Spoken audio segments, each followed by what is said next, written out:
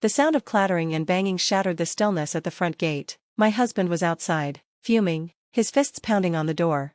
"Are you serious? Let me in right now. Do you want the whole neighborhood to see this?" It was a cold Christmas evening, and here he was, making a scene at my family's home. Christmas typically brought us together in celebration, but this year felt tainted by the heartbreak I had uncovered just days earlier. I had stumbled upon an envelope that revealed my husband's infidelities. As a wife and mother, I felt both betrayed and hopeless. He claimed he was working late, but in reality, he was squandering our savings on his affair, leaving barely enough for gifts for our children. Unable to endure the pain any longer, I threw open the door and confronted him in front of my family. The air was thick with tension. "What's going on?" he asked, pretending to be oblivious. Life as a housewife with my husband and 2 kids had always seemed straightforward, until now. Depending on personal values, some might choose to split their loyalties during the holidays, spending Christmas Eve with a lover and Christmas Day with family. My siblings and I grew up in a home that didn't strictly adhere to conventional holiday celebrations. With our parents often working, we had forged our own tradition, celebrating Christmas during winter break by cooking together, enjoying cake, and watching special year-end shows. As I grew older and started my own family, Christmas Eve remained a joyful occasion with my husband and child. However, over the years, the focus of our relationship shifted from romance to family. What was once a night for us became an evening dedicated to ensuring our children's happiness. We adapted, agreeing that their joy was what mattered most. So when my husband casually mentioned he might be stuck at work overnight on the 28th, I didn't think much of it. It seemed like another twist in our evolving holiday traditions. I wasn't overly concerned then, but the discovery of his betrayal transformed everything, turning our holiday into a moment of stark confrontation and revelation.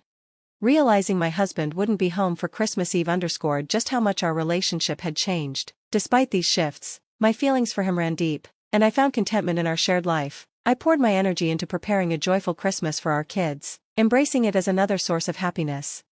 "Is this all we have for living expenses this month? Did something happen with your paycheck?" I asked, trying to keep my tone neutral. With the end of the year approaching, expenses always seemed to multiply, and I hoped we could stretch our budget. I was shocked to find that the money he had set aside for living expenses was considerably less than usual. "If there's a way I could manage this, I would," I continued gently. "Things are tight on my end too, with work-related expenses and upfront costs for the new year. It's not easy for me to cut back this much either." Managing our budget had become an essential part of my role as a housewife, but my husband, looking visibly stressed, avoided further discussion. "You're right, I'm sorry, I'll do my best," he said, sounding defeated. "But remember, it's almost Christmas, and the kids are looking forward to their presents. Let's try to make this season special for them. I don't want us to fall short on gifts." In our family, we had a rule: if the kids wanted something, they needed to explain why they needed it. However, on birthdays and Christmas, they were free to ask for anything. I was determined to ensure we had enough for their wishes, especially given their love for the holiday. "Let's be a bit more cautious with our spending," I suggested. "Kids, what do you want for Christmas?" My husband sighed as he gathered our children. "I want a cartoon DVD set, but I also want a picture book about trains." "Dad, which one do you think is better?" "The book, definitely. It will help you learn to read, and you can share it with your friends. You could even read it to your younger friends. You'd be such a cool big boy," he replied. "I really want a new doll set so I can feed it and sleep with it, but my crayons broke, and now I can't draw," our daughter added, a hint of distress in her voice.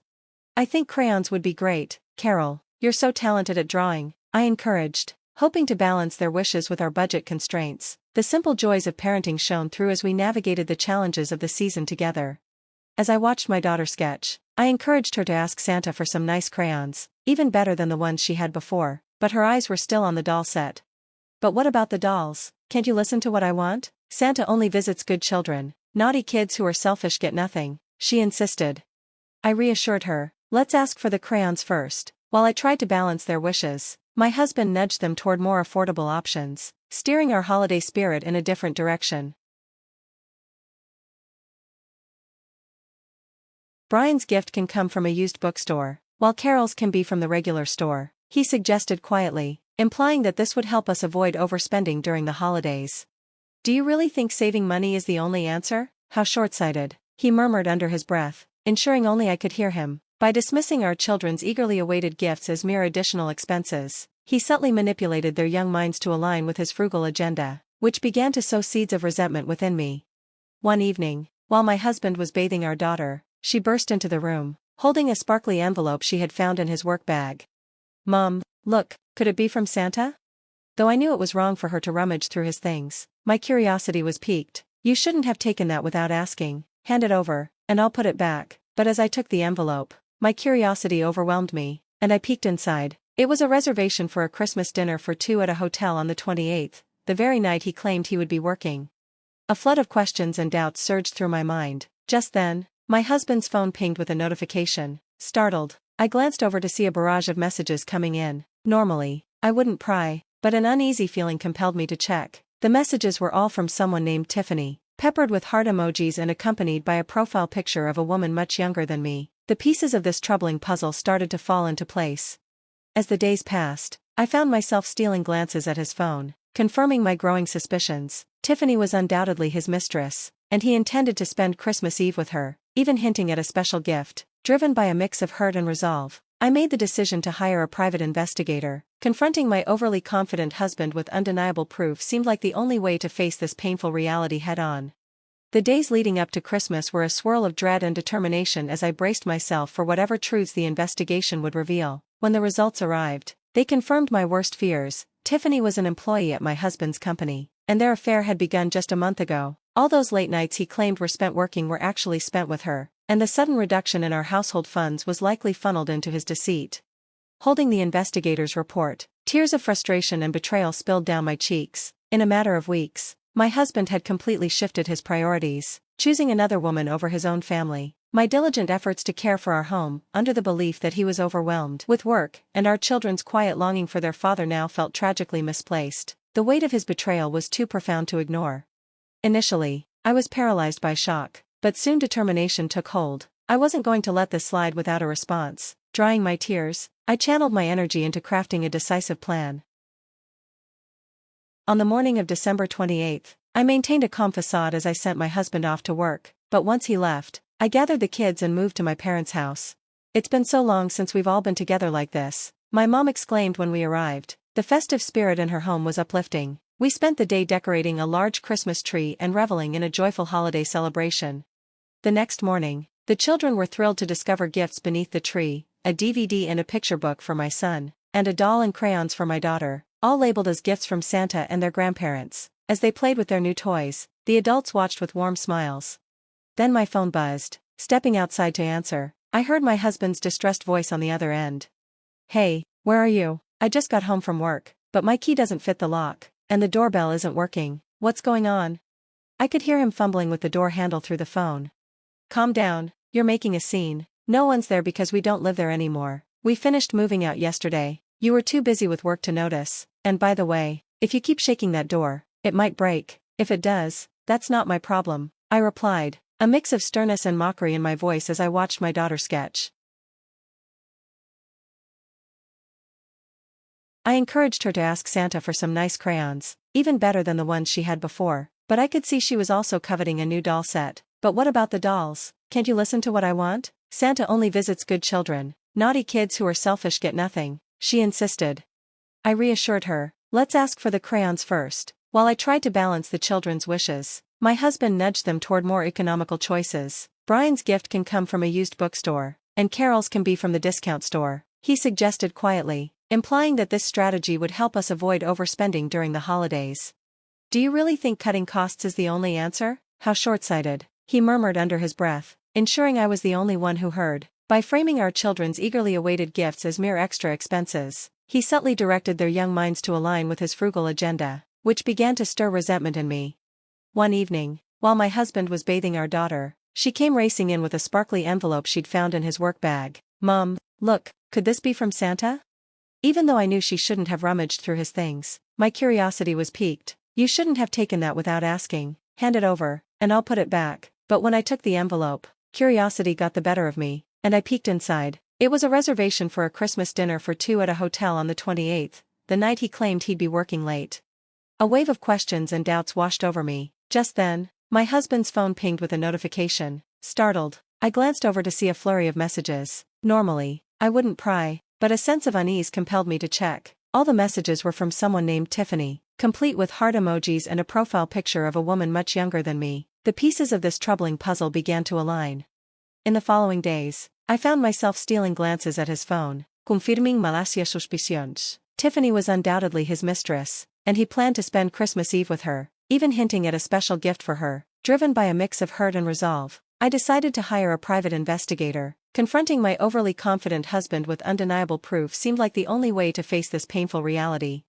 The days leading up to Christmas were a blend of dread and determination as I braced myself for whatever truths the investigation would reveal. When the results arrived, they confirmed my worst fears. Tiffany was an employee at my husband's company, and their affair had started just a month ago. All those late nights he claimed were for work were actually spent with her, and the sudden decrease in our household funds was likely funneled into his betrayal.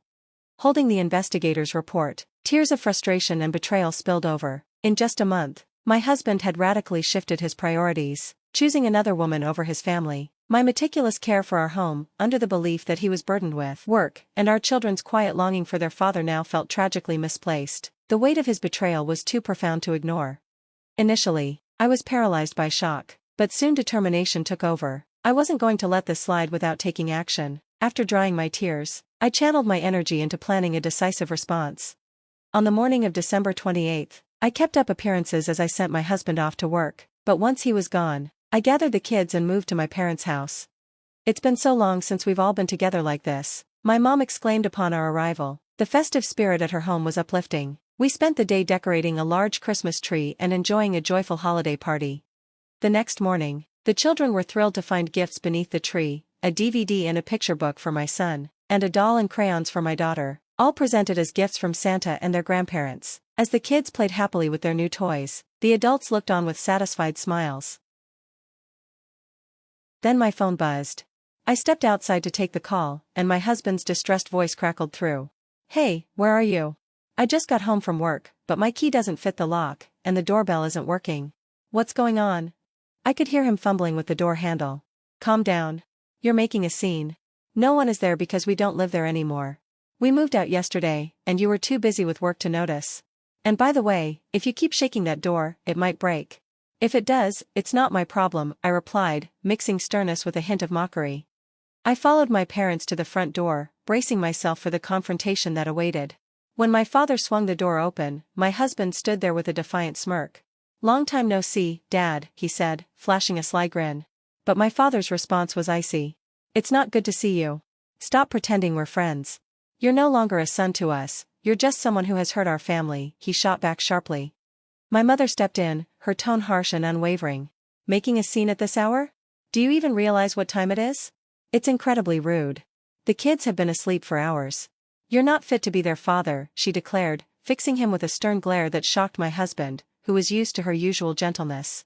"I won't let my grandchildren witness this anymore. Leave now, you're a nuisance and no longer part of this family," my father-in-law added calmly, his voice laced with anger, making it clear that it was time for my husband to go. Faced with the united front of my family, my husband's expression darkened, as if he might lash out. But before he could respond, my mother-in-law interjected firmly, "I'm calling the police right now." As she reached for the phone, panic overtook him, and he fled without a word of apology, a stark reminder of his true character. In that moment, I didn't shed any more tears. Instead, a profound emptiness enveloped me, forcing me to reflect on everything I had endured. "How about some warm tea, and then you can get some rest," my mother suggested, gently touching my shoulder with a comforting smile. I felt the warmth and understanding from my family wrap around me as I retreated to my room, grateful for their unwavering support. Meanwhile, my estranged husband attempted to return to his parents' house, only to find that they had changed the locks. After hearing my side of the story, they turned him away, unwilling to let a stranger disrupt their peace. Left out in the cold, he finally grasped the gravity of his actions and the weight of their words.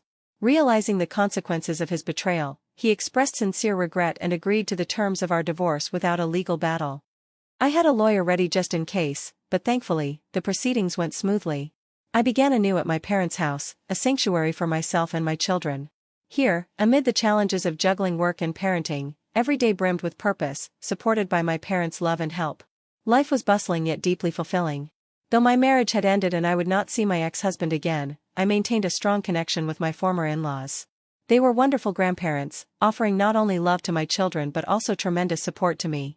Despite the official documents declaring us no longer family, I cherished their presence in our lives and hoped they would remain a constant, watching my children grow and flourish. Do you both have everything? Let's go, and don't forget to say goodbye to Grandma and Grandpa, I reminded my kids as we prepared to leave their house. Bye, we called out, and I sent a silent prayer that these peaceful, ordinary days would continue indefinitely. I looked forward to celebrating next Christmas together, imagining the bright smiles on my children's faces as we gathered around, a testament to our resilience and the new bonds we forged. This thought alone added a lightness to my step, fueling my hope for many joy-filled years ahead.